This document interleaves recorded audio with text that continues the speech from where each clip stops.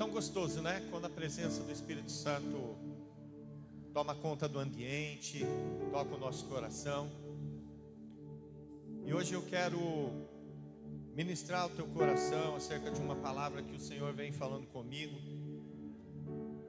Essa semana a gente teve um tempo tão especial de treinamento. Obrigado, querido. Tivemos um tempo tão especial de treinamento. Estivemos ali num congresso para pastores. Estou sentindo a minha vida espiritual, ministerial impulsionada. E o que a gente entendeu é que a unção, num vaso rachado, aquela unção ela vai vazar, ela vai desperdiçar, vai ser desperdiçada. Mas a unção do Senhor, num vaso preparado, forjado pelo Senhor, ela vai ser transbordada. E o que o Senhor quer fazer de mim, de você, são vasos para a honra e glória do nome dEle. E às vezes a gente está na roda do oleiro, Ele está ali moldando o vaso, está nos preparando, porque Ele não quer que fique nenhuma rachadura em nós, nenhuma falha. Ele quer que a gente esteja pronto, porque a unção dEle não é para ser desperdiçada. E nesse período o Senhor trouxe uma palavra ao meu coração que é muito conhecida, mas o Senhor falou de uma forma tão especial que eu entendi que essa palavra é para nós vivermos ela hoje. E eu quero compartilhar com você. Essa palavra fala, o tema da ministração de hoje são pequenas coisas para grandes propósitos. Pequenas coisas para grandes propósitos. É uma passagem que foi relatada nos 4 evangelhos. A gente vai começar lendo lá em Mateus 14, versículo 13. Vamos de novo? Mateus 14, 13. Aleluia. Eu acho que dá para a gente fazer melhor ainda. Mateus 14, 13. Aleluia. Glória a Deus. E como tem nos 4 evangelhos, nós vamos ler só o Mateus 14, 13. E depois a gente já vai migrar para o mesmo evento relatado por João. João 6, 3. Amém? Então a gente vai Mateus 14, 13 e já mudar para João 6, 3. Amém? Ou 6, 1 na verdade. Vamos lá? Vocês estão comigo? Quem está comigo diz um amém aí. Glória a Deus. Quer uma dica para você não perder nada? Tenha sempre onde você anotar. Se você, pessoal das antigas, usa o caderno, né? Mas se você consegue fazer isso no celular, no tablet, é bênção. Vamos lá. Jesus, ouvindo isto, retirou-se dali num barco para um lugar deserto à parte. Sabendo as multidões, vieram das cidades seguindo-o por terra. Para João 6, 1. Depois destas coisas, atravessou Jesus o mar da Galileia. É a mesma passagem, tá? Agora a gente estava lendo contado por Mateus, agora por João, que é o de Tiberíades. Seguia-o numerosa multidão, porque tinham visto os sinais que ele fazia na cura dos enfermos. Então Jesus subiu ao monte e assentou-se ali com os seus discípulos. Ora, a Páscoa, a festa dos judeus, estava próxima. Então Jesus, erguendo os olhos e vendo que grande multidão vinha ter com ele, disse a Filipe: onde compraremos pães para lhes dar a comer? Mas dizia isto para o experimentar, porque ele bem sabia o que estava para fazer. Respondeu-lhe Filipe: não lhes bastariam 200 denários de pão para receber cada um seu pedaço? Um de seus discípulos, chamado André, irmão de Simão Pedro, informou a Jesus: está aqui um rapaz que tem 5 pães de cevada e 2 peixinhos. Mas isto que é para tanta gente? Disse Jesus: fazei o povo assentar-se. pois havia naquele lugar muita relva. Assentaram-se, pois, os homens em número de quase 5.000.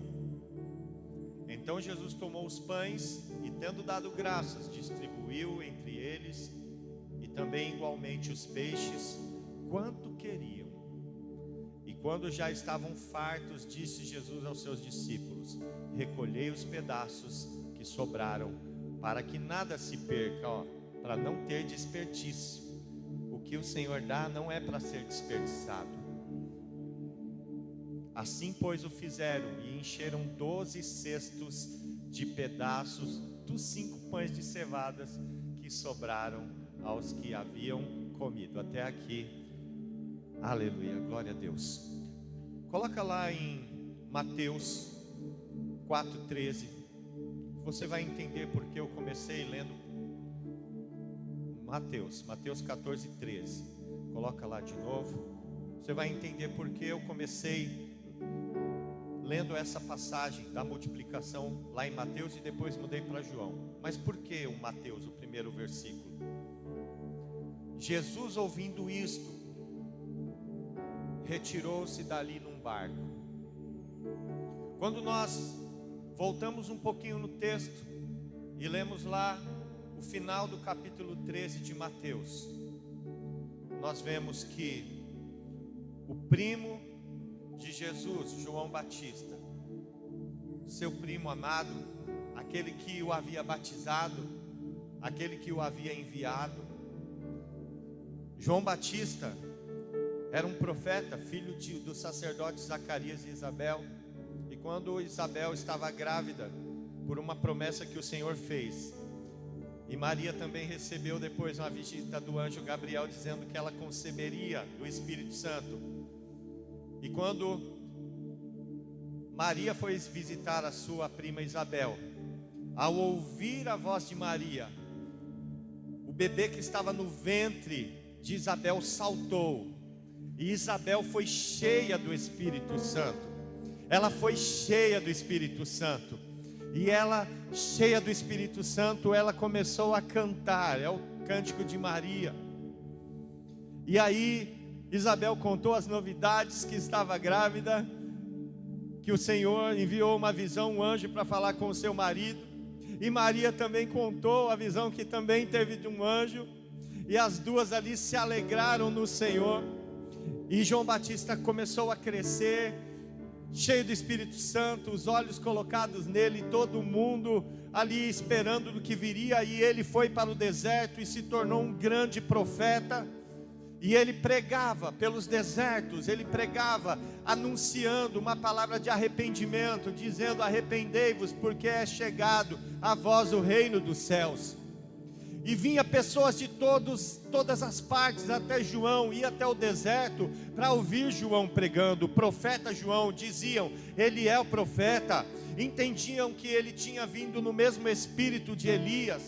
Quem ouvia a ministração de João Batista entendia claramente, instantaneamente, que diante deles estava um homem de Deus, um profeta.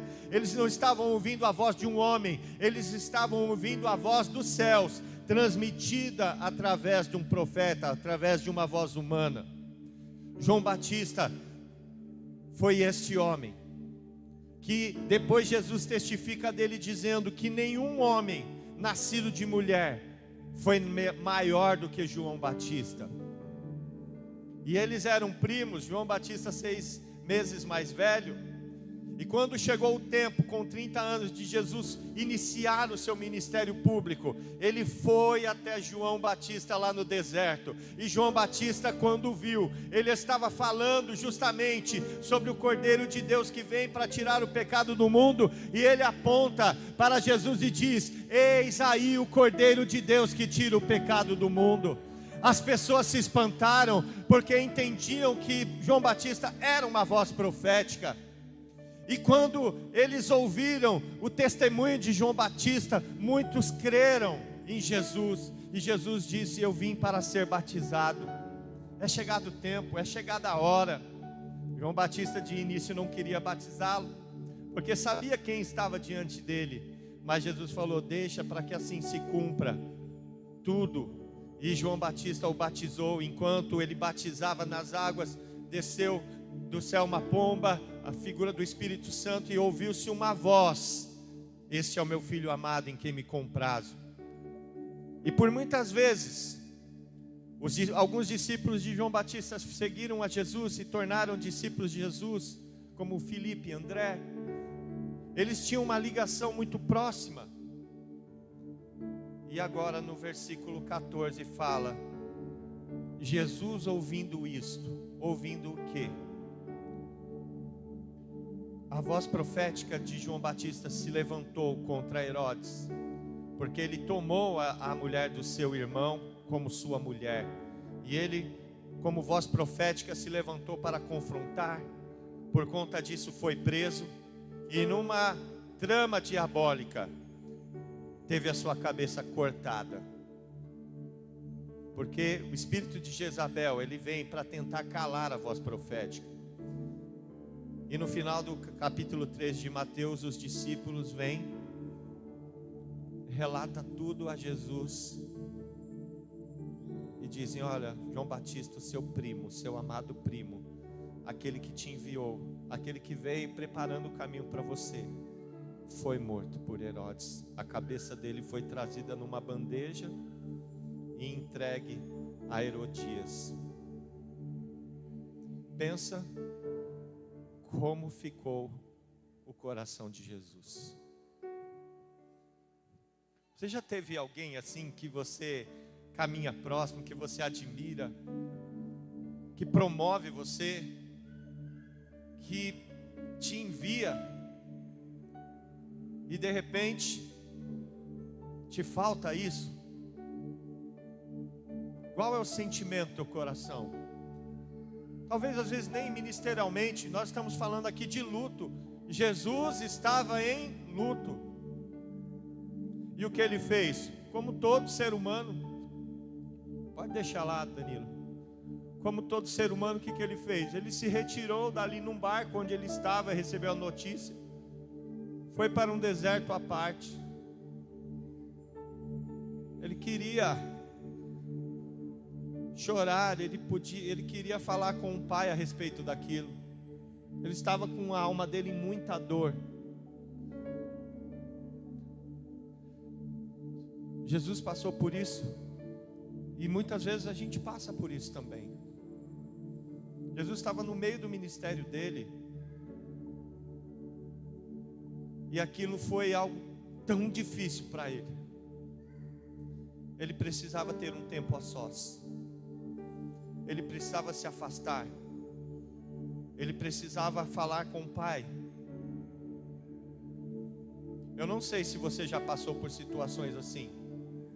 E o luto é interessante, que às vezes o luto ele não é apenas de uma pessoa, mas às vezes é o luto de um sonho, o luto de um projeto. Talvez você teve o sonho de ser um líder, ter um grupo de alívio, e de repente isto morre. Os planos são frustrados, a faculdade você tem que trancar, a casa que você queria comprar você tem que abrir mão dela também, ou alguém muito próximo, e vem a dor, vem o luto, e você se isola para digerir tudo aquilo, e falar com Deus, e contar para Deus. Você já viveu algo parecido com isso? Se você já viveu, você sabe do que eu estou falando. E Jesus estava passando por isso. Mas de repente, as multidões ficaram sabendo para onde Jesus tinha ido, e elas foram atrás. E elas foram até, ficamos sabendo, Jesus pegou um barco, ele está lá no mar, vamos atrás dele. E por terra eles começaram a ir para o lugar onde Jesus estava indo, porque ele pegou o barco e se afastou. E Jesus, vendo que as multidões estavam seguindo eles, a Bíblia fala que ele se compadeceu.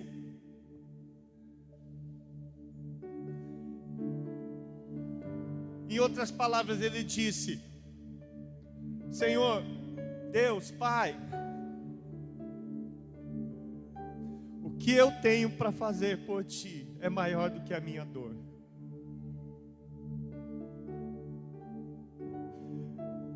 Mesmo na minha dor, as pessoas estão sedentas, elas estão precisando, elas estão vindo. Essas pessoas são maiores do que a minha dor. Essas pessoas que estão precisando, que estão sedentas, que estão famintas, elas são maiores do que a minha dor. Jesus se moveu de uma íntima compaixão, porque olhava e via como ovelhas que não tinham pastor. E Jesus, ele então voltou com o seu barco e subiu no monte e começou a ministrar a vida daquelas pessoas. A dor que estava nele, o sofrimento de ter perdido alguém tão próximo e especial, não paralisou, porque a dor de Jesus não definia quem ele era. A dor que nós sentimos não pode definir quem nós somos. Talvez você está passando num momento de crise, crise financeira, crise no casamento, crise na sua profissão, crise ministerial, mas isso não pode definir quem você é. Quem define quem você é o Senhor, é Ele quem tem a última palavra na sua vida. Não deixe a tua dor definir quem você é, porque o Senhor é que tem a última palavra na sua vida. Você sabe, Ele te chamou, você tem um propósito. Quando Ele te chamou, Ele também disse: você é meu filho amado, este é o meu filho amado, eu tenho prazer em você, eu te chamei, eu te enviei, para que vocês vão, dão frutos, frutos que permaneçam. Sobre ele está o Espírito do Senhor, porque logo após ter sido batizado, Jesus chegou na sinagoga em Nazaré, ele abriu a Bíblia, e estava lá em Isaías, o rolo de Isaías estava lá, bem no trecho que diz: o Espírito do Senhor está sobre mim, porque Ele me enviou a curar os quebrantados, os cativos, os oprimidos, pôr em liberdade aqueles que estão aprisionados. Jesus, Ele tinha uma missão, Ele tinha um propósito, e a dor dele, que ele estava vivendo, não ia paralisar o propósito, o chamado dele. Aleluia. Você pode aplaudir ao Senhor por isso? Glória a Deus. E aí lá em João, agora indo para João, você vê que ele começa, João 6, 3. Olha, ele se assentou com seus discípulos. 4, a Páscoa estava próxima. Então ele viu uma grande multidão, e ele já tinha ministrado lá em Marcos, em Lucas também fala sobre isso. Ele ministrou durante todo o dia. Fala que ele curava os enfermos, expulsava os demônios, colocava em liberdade. Ele estava fazendo o que ele veio para fazer. Ele estava ali ensinando, e de repente vinha alguém doente. Ele parava a ministração dele, orava e curava. Se alguém se agitava por algum espírito imundo, ele ia lá e repreendia aquele espírito imundo. Ele estava fazendo aquilo que ele foi chamado para fazer, mesmo na dor, porque a dor dele estava com ele ali. Sim ou não? O que você acha? E no trabalho de Jesus, no ministério de Jesus, chegou uma hora que estava tarde.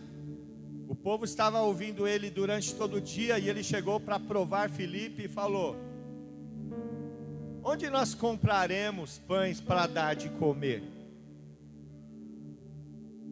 E aí Filipe falou: é muita gente. Nem se a gente tivesse 200 denários, que é 200 diárias de trabalho, daria para comprar um pedaço para cada um. Mas eles saíram à procura de algo, porque Jesus já sabia o que ele ia fazer, mas os discípulos ainda não sabiam. Eles precisavam viver aquela experiência de fé. Muitas vezes o Senhor pergunta algo para você e Ele já sabe o que Ele vai fazer, mas mesmo assim Ele pergunta: e agora, Marcos, como que vai ser? Ele já sabe, mas Ele quer saber onde está a sua fé. E às vezes o tamanho do problema também não pode nos paralisar, porque Ele falou: nem 200 denários daria para comprar. A gente conhece bem essa passagem. E de repente chega lá André com um jovem, com um menino. Ele fala: está aqui um rapaz que tem 5 pães e 2 peixinhos.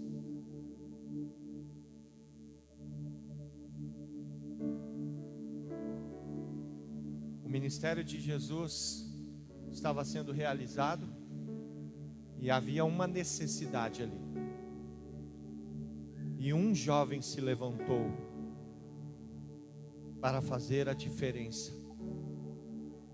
Aquele jovem, talvez quando saiu de casa, a mãe dele, alguém, ou ele mesmo, preparou aquele lanchinho para ele. Aquele jovem estava com fome? Sim ou não? Certamente estava. 5 pães e 2 peixinhos, daria para todo mundo lá comer? Não. Se fosse eu, não vou falar de você, mas se fosse eu, e alguém falasse assim: olha, alguém tem alguma coisa para comer aí? Como eu estou com fome, eu tenho 5 pães. Se eu levo 5 é porque eu vou comer os 5, né? Não hoje, amanhã, mas eu preparei para me alimentar. O que você fala? Tudo bem, como eu sou uma alma generosa, eu vou separar 3 para mim e um peixinho. E aí esses 2 pães que vai sobrar e esse um peixinho, aí eu dou, não é? Farinha pouca, meu pirão primeiro, né? Tem até esse ditado aí, né?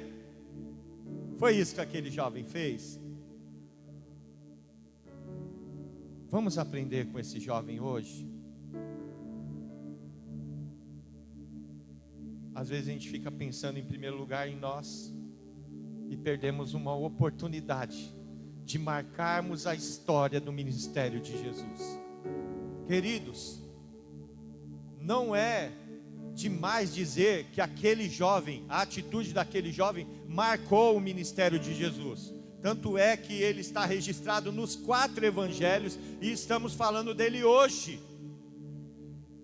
Ele não reservou uma parte para ele. Ele falou: Jesus está aqui, porque não deram na mão de discípulos. Os discípulos levaram ele até Jesus e apresentaram a Jesus: ó, esse rapaz aqui tem 5 pães e 2 peixinhos. E ele entregou a Jesus. Era pouco? Olhando com os olhos humanos, era muito pouco. Porque tinha 5.000, só de homens tinha 5.000. 5 pães, dividir um pão para 1.000, dá para comer alguma coisa? Nada. Era pequena a oferta dele? Era pequena, mas era tudo que ele tinha. Ele se entregou por inteiro. Ele não teve reservas na oferta em servir o reino. Jesus precisava de algo, de uma fé, e a fé daquele menino foi determinante naquele dia. Senhor, está aqui os meus 5 pães e os meus 2 peixinhos. E entregou ao Senhor. E o milagre aconteceu. E o milagre aconteceu. O Senhor pegou aquela pequena oferta, que era pequena por tamanho do problema, mas grande para aquele menino que deu tudo, e deu graças. Senhor, eu te agradeço por essa oferta. Te agradeço. Talvez a Bíblia não fala como foi essa oração, mas com certeza ele deve falar: Senhor, eu te agradeço pela vida desse menino que entendeu que com esse gesto ele está contribuindo com o ministério, está contribuindo com o teu reino. Ei, nós não estamos falando aqui de dinheiro. Já vou, se por acaso você estiver pensando nisso, eu já vou cortar logo. Porque eu sei que o diabo às vezes mente. Nós não estamos falando de dinheiro, ok? Nós estamos falando de vidas entregues por completos ao Senhor. E aquele menino se entregou. E o Senhor deu graça. E aquela pequena quantidade de pães e peixes alimentaram uma multidão.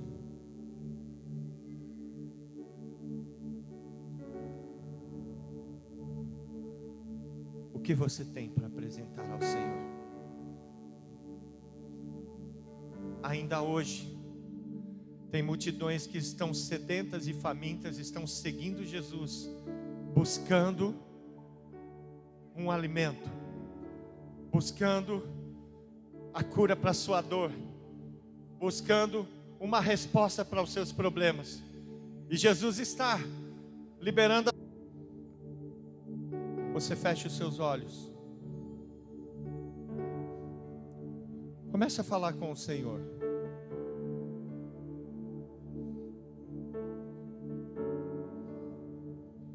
Talvez o diabo esteja dizendo para você que o que você tem não é o suficiente. Eu não tenho um emprego, eu não sei falar direito, eu não sou influente, eu não tenho carisma, eu não sei me relacionar bem com as pessoas, eu não tenho estudo. Senhor, eu não tenho nada. É mentira, você tem algo. Você tem algo. Olha aí dentro de você. Olha aí dentro de você. Você tem algo. Você tem algo. Talvez não, aos seus olhos não seja grande coisa, mas deixa eu te falar uma coisa. Você tem algo. E se você trouxer este algo sem reservas e entregar a Jesus, você vai ver um milagre acontecer. Você vai ver vidas sendo tocadas através da tua entrega. Quando Jesus foi tentado lá no deserto, Satanás disse a ele o seguinte: você está com fome? Transforma essas pedras em pães. Satanás falou aquilo, é porque Jesus podia fazer. E o Jesus que podia transformar lá no deserto da tentação, ele também podia transformar isso. Sabe o que eu estou querendo dizer? Que apesar da grandeza de Deus, Ele conta comigo, Ele conta com você.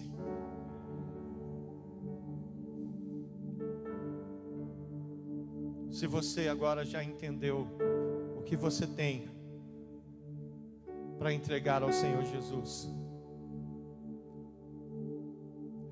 e talvez o que você tenha mais precioso para entregar a Ele é dizer: Senhor, eu talvez não estou conseguindo ver em mim algo de importante, mas não tem nada maior do que a minha própria vida para eu colocar no teu altar.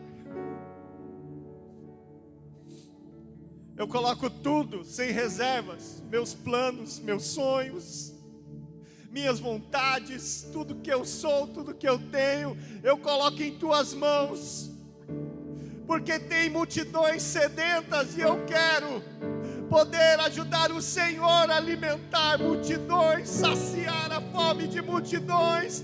Senhor, está aqui a minha alma, está aqui a minha vida, está tudo que eu tenho.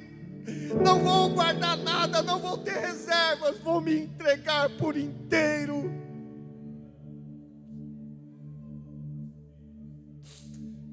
E esse é o momento. Esse é o momento. Esse é o momento de você fazer isso. Eu quero convidar você a estar em primeiro lugar, em pé no teu lugar. Porque quando Jesus fez aquela pergunta, saiu lá no meio, Filipe saiu procurando no meio daquela multidão alguém que estava disposto a servir o reino, o ministério de Jesus. Filipe saiu procurando. Tem alguém aqui que tem algo para entregar ao mestre? Tem alguém aqui que tem algo para contribuir com o ministério do mestre? E aquele rapaz no meio daquela multidão de 5 pessoas, eu tenho.